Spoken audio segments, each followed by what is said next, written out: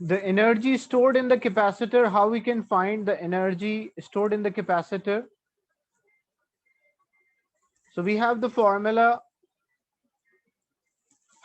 we have the graph between the voltage and the charge, so it's a straight line. So basically area under the graph will give us energy stored in the capacitor. So it will be half base into height. So what is, because forming a triangle, so base is a charge, so Q, and height is voltage, so half Q into V will give us energy stored in the capacitor for a linear graph if it's a straight line. But if it's a non-linear graph, then you will divide into small parts and calculate the approximate area of the graph. This is the energy what is stored in the capacitor. But what is the energy supplied by the battery? If you have a graph for a charge and voltage from the battery, a battery is providing you a continuous, the number of the charge increase, but it supply you a continuous voltage, so it's a straight line. This is a graph for a battery, voltage and charge graph for a battery, so it's a straight line graph. So battery area of the area under the graph for a battery is higher.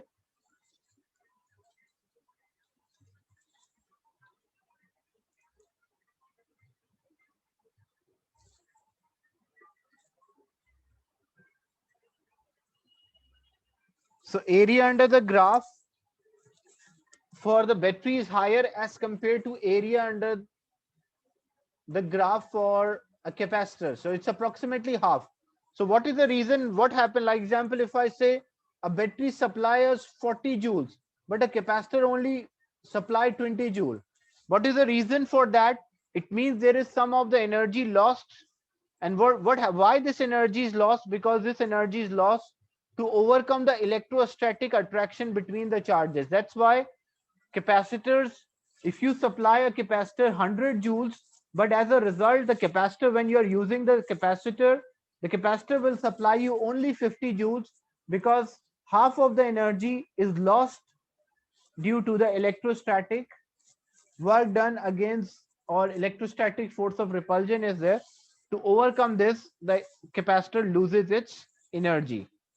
So that's why the area of the energy which we supply and the area of the energy which capacitor supply is not same. So you have the formula half Q into V, and we have formula Q is equals to CV. So in place of Q, I can substitute CV. So it will be half. In place of Q, I substituted CV. So it will become half 1 by 2 CV square. Or it can be half Q into V, and in place of V, I can write Q divided by C. So I can also use half Q square by C. So these formulas can be used depending on the question. Normally voltage and current is given, so we use the first formula. If capacitance and voltage is given, we'll use the second formula. And if charge and capacitance is given, we'll use the third formula.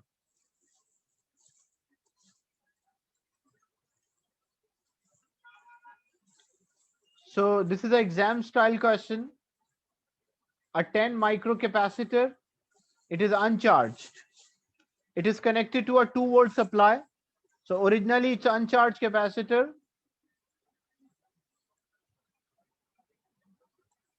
So the voltage across the capacitor will be 0. Then it is connected to a 2-volt supply, so it will be charged.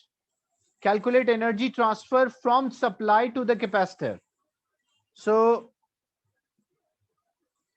and the energy taken from the supply and energy stored in the capacitor.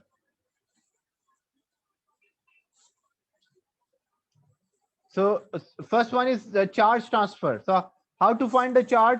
Once the capacitor you connect with the battery, once the voltage of the battery is same as the voltage of the capacitor, there is no more charging occur, and the capacitance is 10 microfarad. So we have the capacitance, we have voltage, so Q is equals to CV. So QC is 10 micro, 10 exponent minus 6 multiplied by 2. So we'll get 20 exponent minus 6, or we can say 20 micro coulomb. Then energy taken from the supply. So how much energy is taken from the supply? So as you know, if you remember the formula of voltage, voltage is work done per unit charge, or work done is voltage multiplied by charge. So we have the voltage, that's 2, and we have the total charge, that's 20 microcoulomb. So battery supply 20 microcoulomb with a steady of 2 volts. So you multiply them, what you will get? You will get 40 microjoules. That is the energy which is supplied. But when you calculate energy stored, it's half Q into V. It's only storing 20 joules. So as I discussed, why the energy stored, energy supplied to the capacitor is not same as the energy stored in the capacitor, because some of the energy is lost to do work done against the, to overcome the electrostatic attraction between the charges. Is it clear, this example?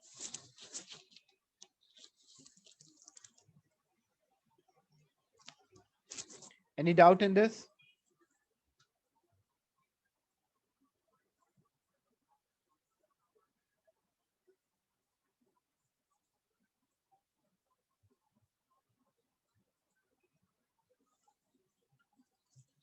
Then already we discussed the concept of a time constant. Basically, what is a time constant? The time taken by capacitor to decrease to 37% of its original value, that we called a time constant. So example, the diagram, capacitor is a first charge with a 6-volt supply. So you place it here and you charge the capacitor. So what will the voltage across the capacitor until it is fully charged? The voltage across the capacitor will be 6. Then the discharge through 4 kilo ohm resistor.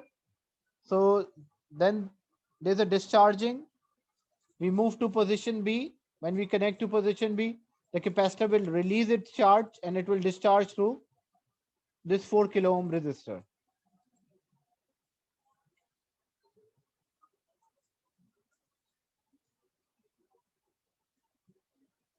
So if we want the maximum charge on the capacitor, so we have the formula Q is equals to CV. So we have the capacitance, we have the voltage, multiply. So maximum charge on the capacitor will be 12 micro coulomb. So you can see here the graph, that's 12 micro coulomb. Now, what is the significance of RC? When R multiplied by C, we call that as a time constant. So approximately when you take a 37%, RC means 37% of its origin. So when it decreases to 37% of its original value, that's, so R multiplied by C, when you multiply R with C, R is a resistance. What was the resistance in the previous part? It was given 4 kilo ohm, so I can say 4,000. And what was the capacitance? The capacitance was 2 micro, so it will be 2 into 10 power minus 6.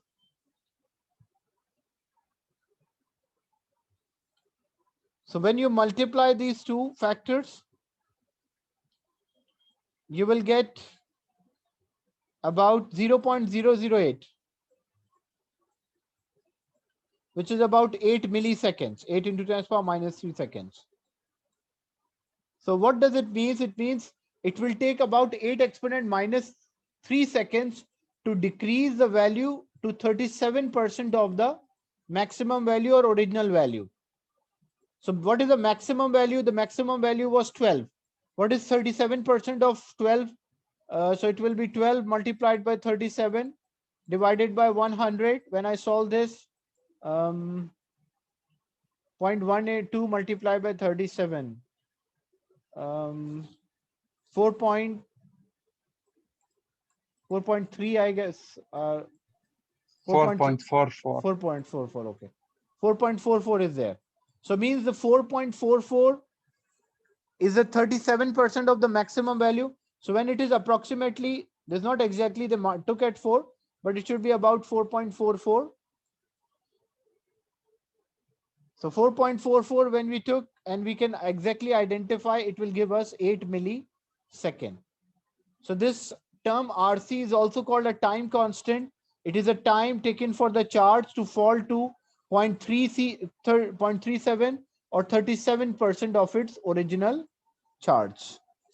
Is it clear, the concept of RC or the time constant?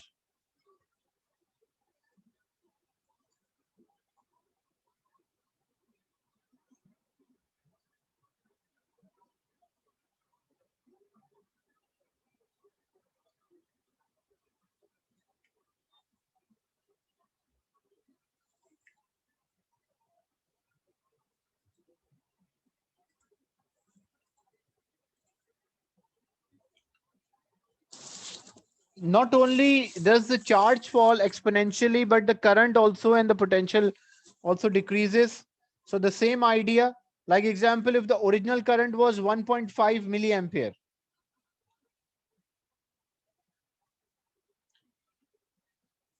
if the original current example was 1.5 milliampere, so what is 37% of 1.5? So 1.5 multiplied by 37 divided by 100. So it's about 0.55. So when you have 0.55, which is 37% of the maximum current, that time interval is also known as time constant. And again, you will find your answer will be 10 millisecond. Is it clear? And what is the maximum current? You have the maximum charge. So charge divided by time, you can find the maximum current. And this happens for voltage as well.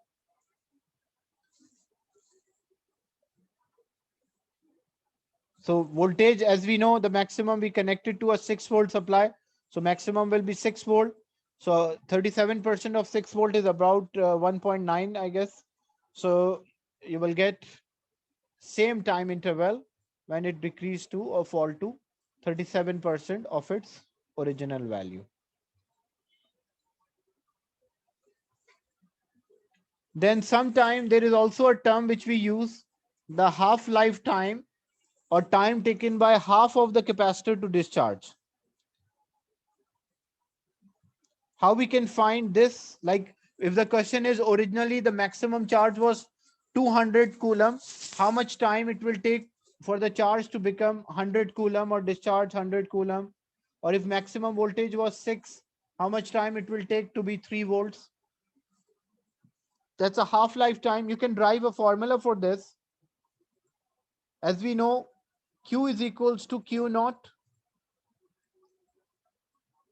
e raised to power minus T over RC. That's a formula which we use. For a half-life, for a half time, after a half time, the charge which is left on the capacitor will be half of the original. So this Q will be Q naught by 2. This is still Q naught. And it is e raised to power minus T. But this T is a half-life time. Means time taken by half of the capacitor to discharge. Q naught will cancel with Q naught. So I'm left with 1 by 2. And this is e raised to power minus T, the half-life time. This is subscript 1 by 2 into RC. To remove this E in a mathematics, we take ln both sides. If I take ln both sides,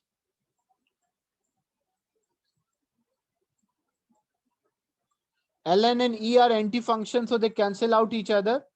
ln 1 by 2, when you use your calculator, ln 1 by 2 is about minus 0.693. And when you take ln with E, so it will be minus T divided by RC. So minus will cancel with minus. So if I need the half-life time, 0.693 multiplied by RC, you can see a 0.69 multiplied by RC. So I'll get the half-life time. What does it mean? It means it's a time taken by capacitor to decrease half of its original value or half of its maximum value. Is it clear?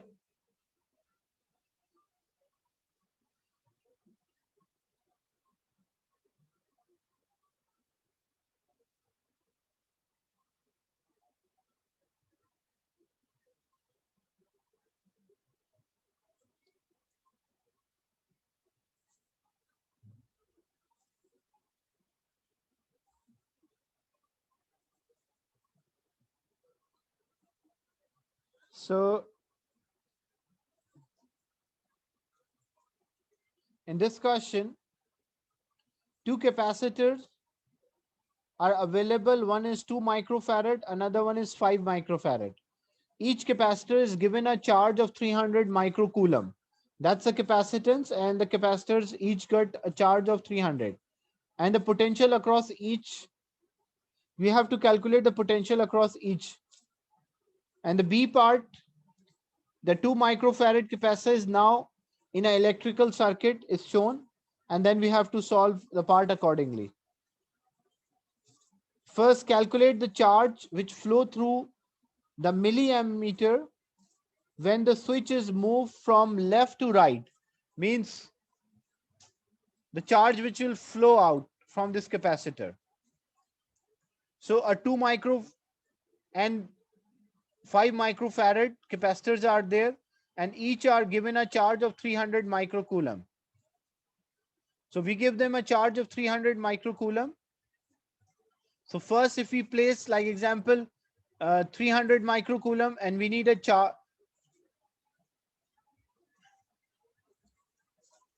Yeah, this is a B part, but this is calculate the potential. So how to calculate the potential? Q is equals to CV. So C is equals to Q divided by Q is equals to CV is there. So V is equals to Q divided by C. So Q is the charge divided by capacitance. So 150 volts. Charge divided by capacitance 60 volt. That's the A part. Answer for A part. Now answer for B part. The charge flow through a capacitor through the milliammeter when the switch is moved from left to right. So if a switch is moved from left to right, now as we know, the charge which flow through the milliammeter, because this will be charged completely once the voltage of the supply is same as the voltage of the capacitor, that's 10 volts. So both have capacitance is same and voltage is, and when we move, so maximum voltage is 10 and the capacitance is 2. So that's why 10 multiplied by 2 microfarad, you will get 20 microcoulomb or 20 exponent minus 6. In the second part, the current in the milliammeter when the switch oscillate with a frequency of 200 hertz.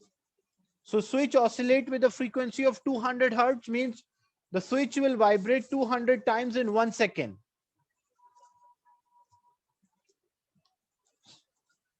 So what we can do, but the current is the flow of the charge in 1 second and the switch is vibrating 200 times, or the frequency is about 200 times in 1 second. So we can simply use a ratio here. As we know, the charge, the total charge was there. The formula for current is equals to charge divided by time. And if you remember the frequency, the formula for frequency is reciprocal of the time.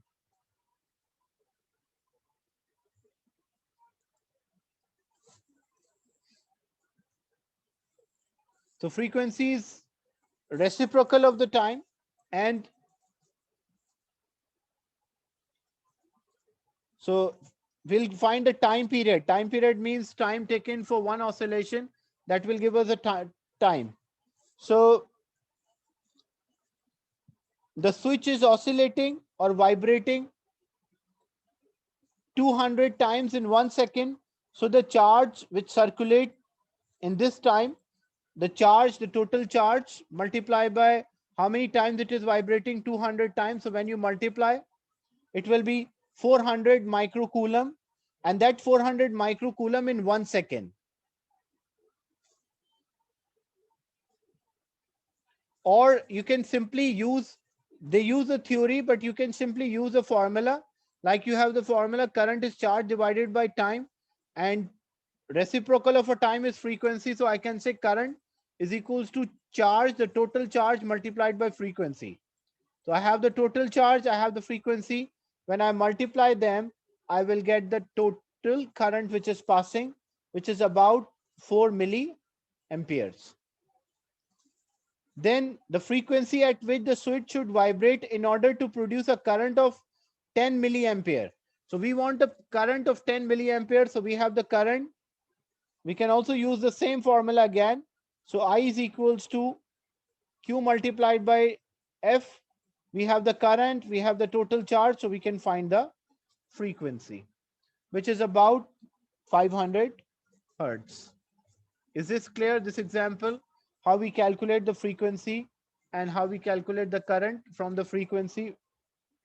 Because as the switch is vibrating 200 times, so it give out charge 200 times.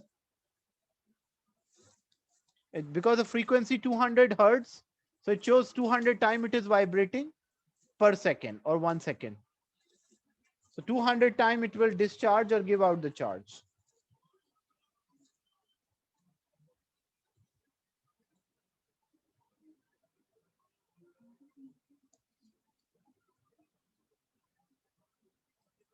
So in this example, the circuit below has a 12-volt supply. So there's a 12-volt supply and two capacitors C1 and C2, and a switch S is connected to terminal A. Calculate the charge stored on C1. So the charge, once the voltage of the battery is same as the voltage of the supply, it will store the maximum charge. So we have the formula Q is equals to CV. So capacitance is 5 micro or 5 exponent minus 6 multiplied by voltage, which is 12. 6 multiplied by 5. So you will get 5 multiplied by 12, you will get 60 and exponent minus 6 or 60 micro coulomb. That's the first one. Then the switch S is then connected directly to terminal B. Now what we did? We connect this to terminal B. Now what happened? The capacitor 1 will start to discharge. Capacitance of a capacitor combination. So how to get the capacitance? When they are in parallel, we will simply add them. So what is the total or the combined capacitance? It will be C1 plus C2. That's why 5 plus 1, that's equal to 6. That's the answer for second. Potential across the capacitor. So we have how to get the potential. We have the total capacitance of the combination. Q is equals to CV. What was the total charge? In the beginning, we already calculated that was 60, and total capacitance is 6 microfarad. So we have both, we'll divide and we'll get the voltage, which will come out 10. Then charge on C1. So you have the voltage. You have the what voltage you will get? You will get 10 volts here, and there will be same 10 volts. So they both have the same voltage because they are in parallel. So you have the voltage, you have the capacitance, so you can find the charge here. Is this clear? The charge on C1, okay. You need a charge on C1, so you have the voltage, you have the capacitance, so you can find the charge. Is it clear?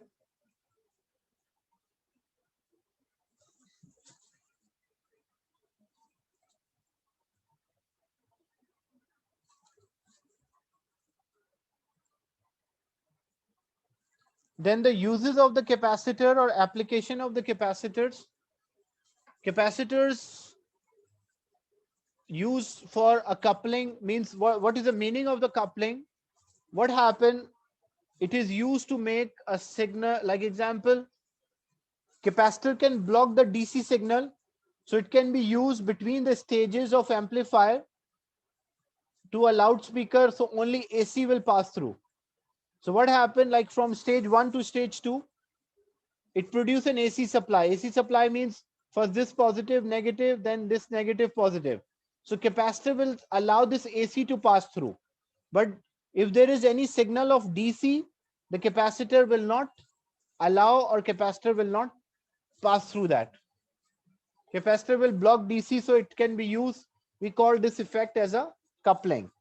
Like if two signals are mixed together, so we can use the capacitor to separate the frequencies, they separate the signals from each other. Or we can also say decode the signals. Or capacitor can also be used to convert a variable DC to a constant DC. How it works, how this is a variable DC. You can see a DC current increases, then current decrease, current increase, then current decrease continuously. But how we can make it smooth? So once the current is increasing, the capacitor is charging. Then the current from the supply is decreasing, but the capacitor is having a higher external resistance, so it will not discharge with the same rate as the current is decreasing. So capacitor will discharge, but slowly. So when the capacitor will discharge slowly, the current from the supply decreases more, but the capacitor does not release its current too much or voltage. So what happened? It will show a constant voltage or very small change in voltage. So what it appear? It appear that there is no change in voltage, and we can use this capacitor for smoothing the DC signals or making a constant DC. So look what happened. The red part is representing a charging. So it charged. Capacitor is also charged. Voltage across capacitor increase. This is the voltage from the supply. But as the voltage from the supply is decreasing, the red part is representing voltage of supply.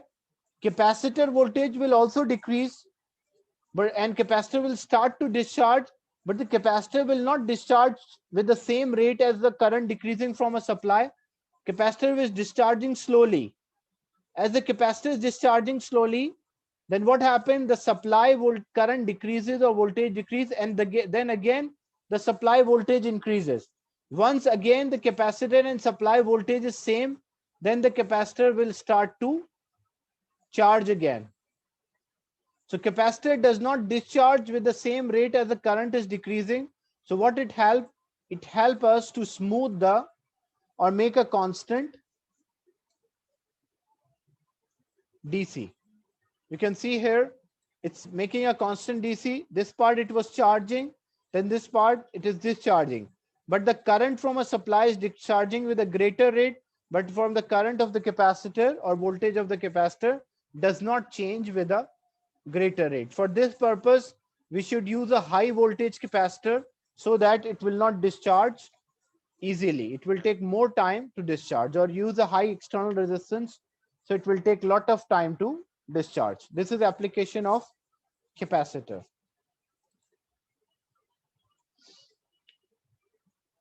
Any doubt related to this? So the topic explanation is done. Next class we will discuss the new topic, as well as first we'll start with the questions from electricity, electrostatics, and then I'll start a new topic. Any question or doubt related to this class?